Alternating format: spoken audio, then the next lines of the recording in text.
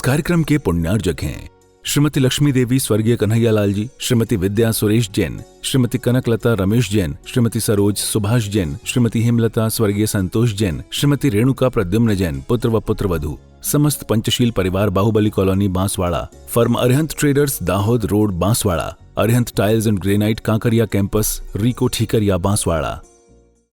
ये जीवन जो मिला है कुछ उद्देश्य के लिए हमको प्राप्त हुआ है। केवल यही करने के लिए जीवन नहीं मिला है जो हम कर रहे हैं रात और दिन। नहीं, ये भी जरूरी है, मस्ती भी जरूरी है, घूमना भी जरूरी है, पढ़ना भी जरूरी है, लिखना भी जरूरी है, कमाना भी जरूरी है, बीवी लाना भी जरूरी है, 2-4 अठन्नी चवन्नी होना भी जरूरी है, घर भी जरूरी है, मकान भी जरूरी है, पैसा भी जरूरी है, बैठना भी जरूरी है, उठना भी जरूरी है, आना भी जरूरी है और सुनना भी जरूरी है, बिना सुने चले जाना भी जरूरी है जिंदगी के लिए। वो क्या किसको बोला जा रहा है समझना भी जरूरी है और नहीं समझना भी जरूरी। तो सभी कुछ है, विचार करिए।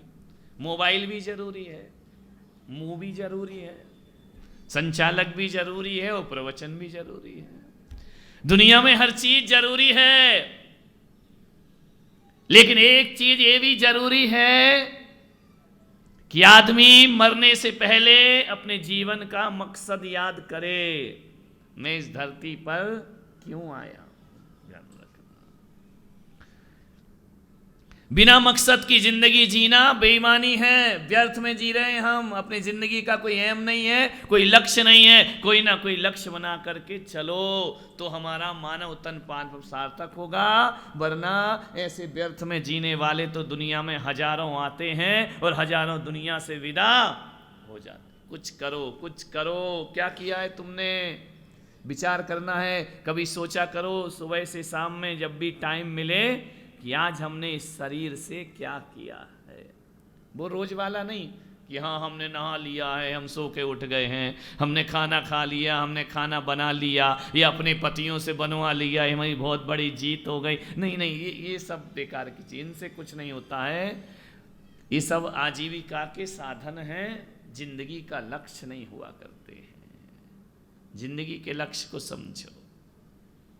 एक आइए मैडम। नहीं नहीं आ जाओ। अरे आ जाओ ना, क्यों घबरा रही? मैं नासिक आने में नहीं घबराया, तुम पंडाल में आने में घबरा रही है ना। ये भी जरूरी है जिंदगी के लिए। तो जीवन का लक्ष्य क्या है? आदमी चल रहा है, जी रहा है, सांस ले रहा है। एक व्यक्ति से मैंने पूछा कि जीते क्यों हो? बोले महाराज मुझ में सुसाइड करने की हिम्मत नहीं है, इसलिए मैं जी रहा हूं। ध्यान रख, यानी जिंदगी का कोई आनंद नहीं है, जीवन जीने में उसे सुख नहीं मिल रहा है, वो मरने की ताकत उसमें नहीं है, इसलिए आदमी जी रहा। अरे ये जीवन भी कोई जीवन है, ये जिंदगी भी कोई जिंदगी है। एक आदमी, एक बच्चा स्कूल जा रहा था। मैंने बच्चे से पूछा कि बेटा बताओ कहाँ जा रहे हो? बोले स्कूल जा रहा हूँ।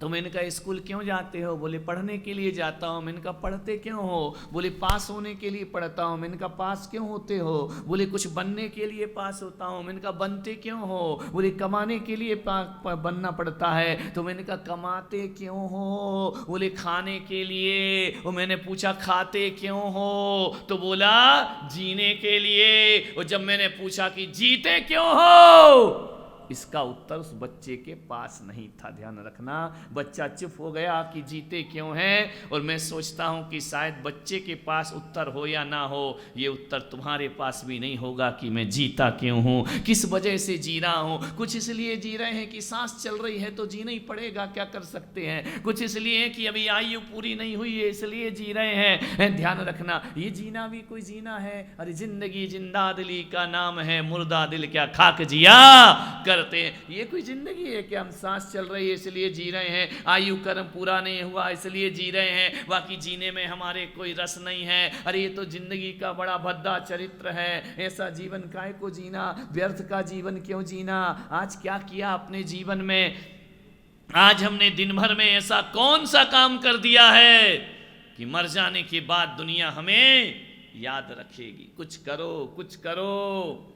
व्यर्थ में समय बर्बाद मत करो, कुछ ना कुछ करते रहो।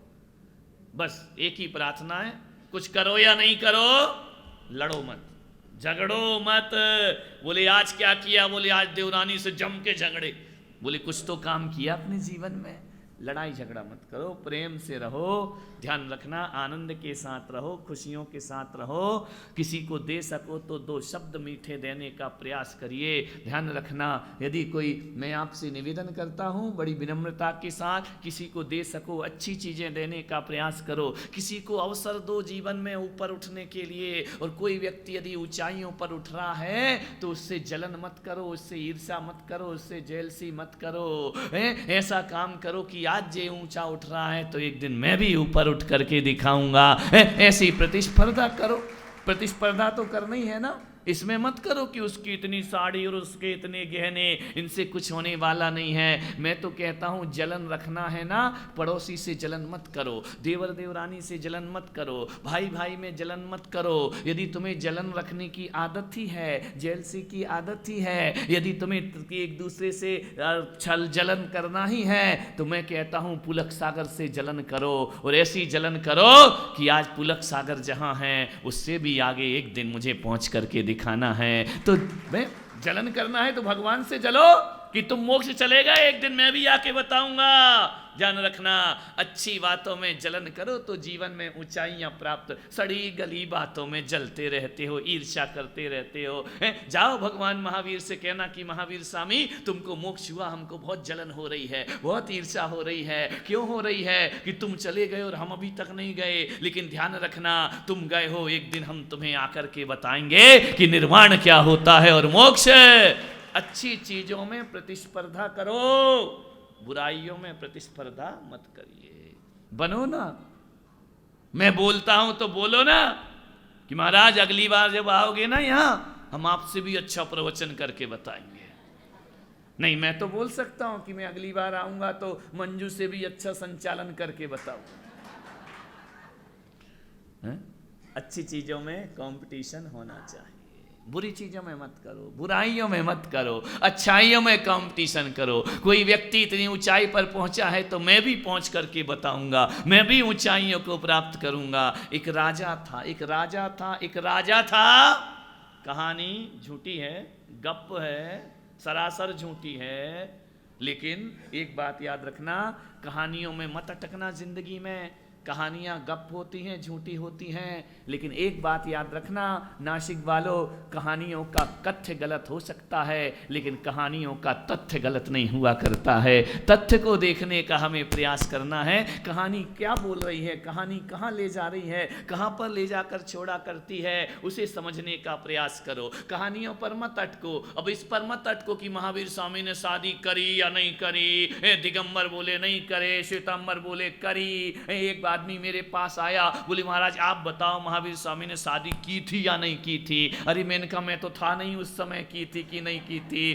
तो बोले नहीं नहीं फिर भी आप तो ज्ञानी है। मैंने कहा इतना ज्ञान मुझे किसी की शादी का तो बिल्कुल नहीं है। शादी का ज्ञान होता तो मैं ही नहीं कर लेता, मेरी नहीं हो पाई तो मैं महावीर स्वामी की कहाँ से कराऊंगा। नहीं, बोले फिर भी बताओ उनने शादी की या नहीं की। अरे भाई मैंने कहा मेरा दिमाग क्यों खा रहा है। यदि महावीर स्वामी ने शादी कर ली तो अपने बाप का क्या बिगड़ गया। कर ली तो अपना, ऋषभ देव ने कर ली तो अपना क्या बिगड़ गया। उनने कर ली, शांतिनाथ ने 96,000 ले आए, जितनी उनकी पत्नियां थी ना उतनी तो यहाँ श्रोता नहीं है, ध्यान रखना। 96,000 पत्नी लेकर के आ गए। यदि उनने शादी कर ली तो बताओ नासिक वालों अपना क्या बिगड़ गया। और यदि नहीं करी तो अपनों कौन सा घाटा लग गया, अपने को कौन सा नुकसान हो गया। अरे महावीर ने शादी की या नहीं, इन बातों में मत अटको। महावीर ने क्या पाया है उसे देखने का प्रयास करो, जीवन तुम्हारा सार्थक। और महावीर ने पाया क्या है उस पर चिंतन करो।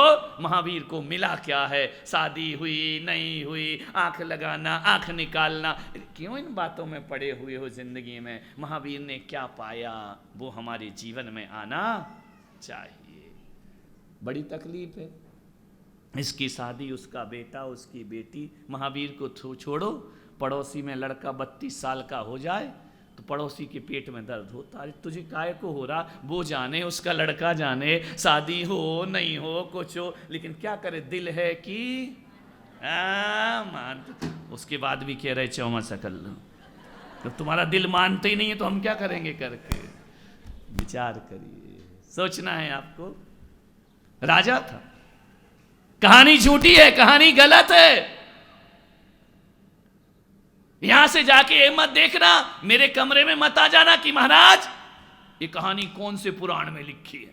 कई पुराणपंथी भी हैं, वो अलग माथा खाते, शास्त्रों में लिखा है तो सही है, नहीं लिखा है तो गलत है। अरे ऐसा कैसे हो सकता है? हर बात शास्त्रों में थोड़ी लिखी रहती है, कुछ बात पुराणों में होती है और कुछ बात प्राणों में भी हुआ करती है। तो आज जो मैं कहानी कह रहा हूं वो पुराणों की कहानी नहीं, मेरे प्राणों की कहानी है। और एक बात याद रखना, पुराणों से किसी भी प्राण का जन्म नहीं होता है, और प्राण से हजारों पुराणों का जन्म हो जाया करता है। शास्त्रों का जन्म किससे होता है? प्राणों से तो होता है ना। नहीं तो तुम लोग आ जाओ, बिल्कुल कई होंगे यहाँ स्वाध्याय प्रेमी, आगम में ऐसा कहाँ लिखा है? अरे आगम में तो कुछ भी नहीं लिखा, तो तू करता तो सब कुछ है। ध्यान रखिए, विचार करिए जिंदगी को समझने। आगम में ये तो लिखा है भोजन करो, लेकिन आगम में ये थोड़ी लिखा डकार कितनी बार लो।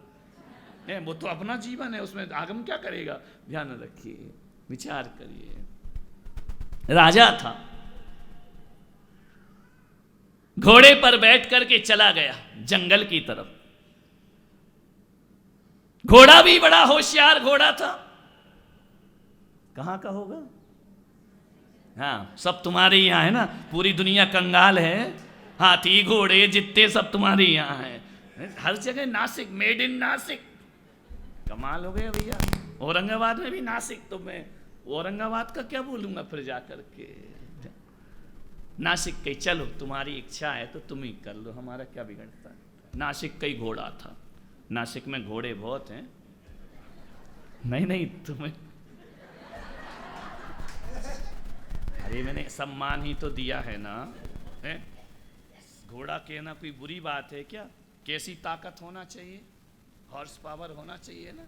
घोड़े जैसी ताकत है अपने अंदर, उससे नीचे तो नहीं आ रहा ना मैं। ऐसी बात है, आपको डायरेक्ट समझ में आ जाएगा। इज्जत ही तो है ना अपनी, उससे नीचे तो नहीं गिरा। और मैं अपने स्तर से नीचे क्यों गिरूं? मैं तो ऊंचे ही बताऊंगा, अच्छी सोच रखूंगा। ध्यान रखिए। घोड़ा पे राजा बैठ करके गया। घोड़ा बड़ा अजीब था। अभी तो बड़े जल्दी कह दिया नासिक का था, अब सुनना कैसा था। अब पता पड़ेगा कि ले महाराज ये घोड़ा कहीं और सौंप दो आप तो। हम तो गलती से नासिक बोल गए। घोड़ा बड़ा अजीब था, बड़ा अद्भुत घोड़ा था। घोड़ा जो था ना, वक्र गति का घोड़ा था। वक्र गति, टेढ़ा टेढ़ा टेढ़ा टेढ़ा चलता था, सीधा नहीं चलता था। शतरंज में घोड़ा कैसा चलता है? ढाई घर। आती है खेलना शतरंज? मुकेश आती है ना? हाँ, तुमसे ही खेलना सीखेंगे हम शतरंज। विचार करिए, नासिक में रह के शतरंज खेलना नहीं सीखे तो क्या खाक सीखोगे जिंदगी? ध्यान रहे, विचार करना। शतरंज में घोड़ा ढाई घर चलता है। भाषा समझ में आ रही ना? हिंदी बहुत समझदार। तुम्हें तो आगे का प्रवचन भी आ गया होगा समझ में। विचार करिए, घोड़ा वक्र गति का था, बड़ा टेढ़ा टेढ़ा चलता था, सीधा नहीं चलता था। राजा को जाना यहां है और घोड़ा चल वहां देता है। ये घोड़े बड़े टेढ़े चला करते हैं, ध्यान रखिए, सीधे सीधे नहीं चला करते हैं। और एक बात याद रखना, राजा का घोड़ा टेढ़ा चले या ना चले, आदमी के मन का घोड़ा हमेशा टेढ़ा टेढ़ा चला करता है। आदमी चलता है मंदिर के लिए, पहुंच जाता है कहीं और। ये वक्र गति का घोड़ा है आदमी का मन। घर से तो चला था मंदिर जाना है, रास्ते में कोई मिल गया, बोले आए यार, बोले क्या, बोले थोड़ा नाश्ता कर लेते हैं। बोले चल नहीं यार मंदिर जा रहे, छोड़ ना, हाँ नाश्ता कर लें। चला था मंदिर को, पहुंच गया होटल में। आदमी का मन तो ऐसे ही होता है। ये महिलाएं चलती मंदिर के लिए हैं, रास्ते में सब्जी खरीदती हैं। नहीं यहाँ की महिलाओं की बात नहीं कर रहा हूँ। हाँ, औरंगाबाद आना, वहाँ फिर बताएंगे। विचार करिए, बेचारा सब्जी पहले खरीद ली, मंदिर बाद में। आदमी का मन ऐसा ही है, चलता कहीं है और पहुंचता कहीं है। वो घोड़ा भी ऐसा ही था, जाना सीधा है, ले जाता टेढ़ा था। घोड़ा चला गया और ऐसी तेज रफ्तार में, बिजली की रफ्तार में घोड़ा चलता था। कि सबके काबू में होता, मन का घोड़ा भी बिजली की रफ्तार में भागता है, एक क्षण में मोक्ष पहुंच जाता है, एक क्षण में निगोद की यात्रा कर लेता है, एक क्षण में इतना ऊंचा उठेगा मन, इतना ऊंचा उठेगा कि विवेकानंद भी नीचे रह जाएंगे, और गिरेगा तो इतना गिरेगा, इतना गिरेगा, इतना गिरेगा ये मन कि नरक के नारकी भी शर्मा जाएंगे। ध्यान रखना, आदमी का मन ऐसे ही होता है, अपने स्तर से उठता है तो परमात्मा की अनुभूति भी कर लेता है, और ये मन यदि गिरता है तो पशु से भी नीचा हो, पशु से भी गिरा हुआ व्यवहार हो जाता है। हमारा मन है बड़ा चंचल है, स्थिर नहीं रहता है, भागा करता है, सोचा करता है। घर जाओ तो लगता है महाराज के पास चलो, महाराज के पास जाओ तो लगता है घर चलो, घर जाओ तो फिर वो दुकान की याद आती है। जब आदमी खाना खाने बैठता है ना, उसी समय ठेकेदार को सब याद आता है, लेबर नहीं आई है, क्या करे, सीमेंट महंगी हो गई, सलिया महंगा हो गया है, गाडर वारा जाना है। समझ गए क्या? आदमी भोजन करता है तो केवल रोटी नहीं खाता है, रोटी कम खाता है, विचारों को ज्यादा खाता है। जब आए तभी आदमी के दिमाग में चलते रहता है। एक आदमी बोला, महाराज सबसे ज्यादा ध्यान शौचालय में क्यों लगता है? ये सारी प्लानिंग अधिकतर वहीं बनाते हैं बैठ करके, बिल्कुल शांति का माहौल बनता है। ध्यान रखिए, आदमी की सोच, आदमी का चिंतन देखो। और महिलाओं का तो क्या पूछना मेरे भाई, जब पति खाने बैठे तभी शिकायत का रजिस्टर खुलता है। तुम्हारी मम्मी ने ये कहा, तुम्हारे भाई ने ये कहा, तुम्हारी बहन ऐसी है, तो अरे बेचारा रोटी खाए कि तुम्हारी शिकायत खाए? बेचारा क्या करे, गुस्सा हो जाता है, थाली फेंक करके भग जाता है, अब तू ही खा ले, मुझे नहीं खाना है। ऐसा मत करो, बेचारा हरा थका हुआ आता है, दिन भर परेशान होकर के आता है, दुकान में 1000 टेंशन होते हैं, घर आता है तुम्हारा टेंशन शुरू हो जाता है। एक आदमी को मैंने पूछा कि अरे तू दुकान में तो बहुत हंसता है, घर आता है तो मुंह क्यों बना लेता है? बोले क्या बताऊं महाराज, कर्फ्यू लग जाता है। मैंने कहा मतलब क्या है? बोले घर आता हूं तो बिल्कुल मुंह बना के बिल्कुल सीरियस रहता हूं। मैंने कहा ऐसा क्यों रहता है? बोले ताकि पत्नी समझे मूड खराब है। तो मैंने कहा मूड खराब क्यों? बोले मूड खराब होती तो ढंग से रहती है, और यदि मैं हंसता मुस्कुराता आ गया, मुस्कुराए की जेबे में आए, हंसे की फंसे। इस कार्यक्रम के पुण्यार्जक थे श्रीमती लक्ष्मी देवी स्वर्गीय कन्हैयालाल जी, श्रीमती विद्या सुरेश जैन, श्रीमती कनकलता रमेश जैन, श्रीमती सरोज सुभाष जैन, श्रीमती हेमलता स्वर्गीय संतोष जैन, श्रीमती रेणुका प्रद्युम्न जैन, पुत्र व पुत्रवधू, समस्त पंचशील परिवार, Bahubali colony Banswara, firm Arihant traders, Dahod road Banswara, Arihant tiles and granite, Kankaria campus, RIICO Thikariya Banswara.